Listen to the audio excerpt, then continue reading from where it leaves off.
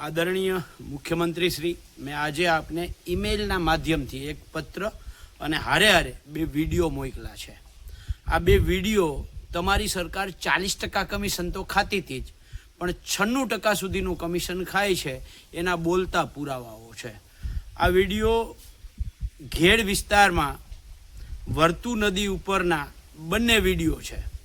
જે બંને વિડીયો જે છે એ તમે ગયા વર્ષે 139 કરોડના કામો જે કર્યા હતા, આ 139 કરોડમાં આ બંને જગ્યાનો સમાવેશ થાય છે.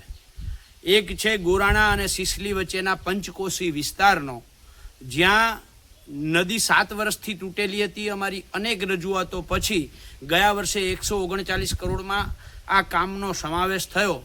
ત્યાં નદીની તૂટેલી નદીને તમે હાંધી તો ખરી, પણ માટીથી હાંધી.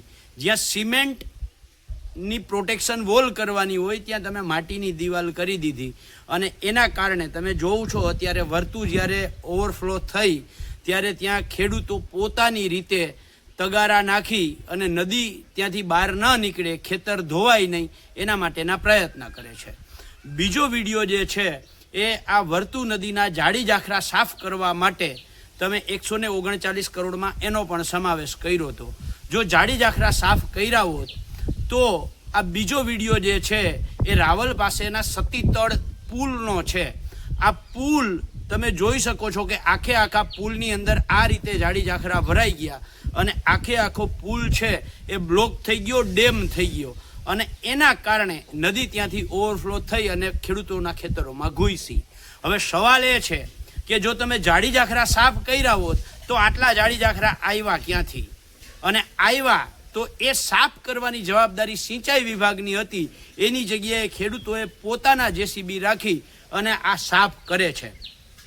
આ બંને વિડીયો તમારા ભ્રષ્ટાચારની ચાળી ખાય છે, અને આ રીતે જ તમારા છેલ્લા 30 વર્ષની કામગીરીના કારણે જે ઘેડ 30 વર્ષ પહેલાં માત્ર 25,000 હેક્ટરમાં હતું, એ ઘેડને તમે દર વર્ષે આવી જ રીતે ભ્રષ્ટાચારયુક્ત કામગીરી કરી અને 1,25,000 હેક્ટરની અંદર ફેલાવો કરી દીધો. જે નદીઓ દરિયામાં મળે ત્યાં કુદરતી જે દરવાજો ખુલી જાય ધક્કો લાગવાથી અને પાછો દરિયાનું પાણીનો ધક્કો લાગવાથી બંધ થઈ જાય, એ દરવાજા તમે તોડી અને ત્યાં દિવાલો ઊભી કરી છે. જ્યાં ઘેડની અંદર 1 મીટરનો રોડ કરવાની ઘેડ સમિતિ દ્વારા મનાઈ હતી, એ ઘેડ સમિતિનો પહેલાં તો તમે નાશ કર્યો અને 1 મીટરની જગ્યાએ તમે 3-4 મીટરના રોડ કર્યા. જે નદીઓની અંદર ઊંડી પોડી કરવાની હોય એની જગ્યાએ તમે નદીઓમાં જ ચેક ડેમો ઊભા કર્યા જમીનની સપાટી બરાબર.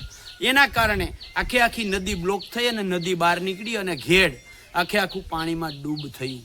તમે દરેક તમારી કામગીરી છે એ નેશનલ હાઈવેની કામગીરી હોય કે ત્યાં ઘેડમાં આવતા જેતપુરના ડાઈંગ ઉદ્યોગના કેમિકલમાં આવતો જે કચરો છે, કેમિકલ કચરો, એની કામગીરી હોય, દરેકમાં ભ્રષ્ટાચાર કરી અને ઘેડને બરબાદ કરવાનું કામ કર્યું છે. એના બોલતા પુરાવા રૂપી બે વિડીયો હું આપને મોકલું છું.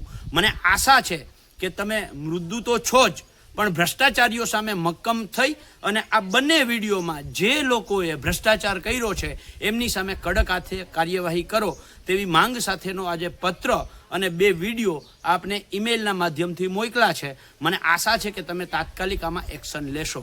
જય જવાન, જય કિસાન, જય જગત.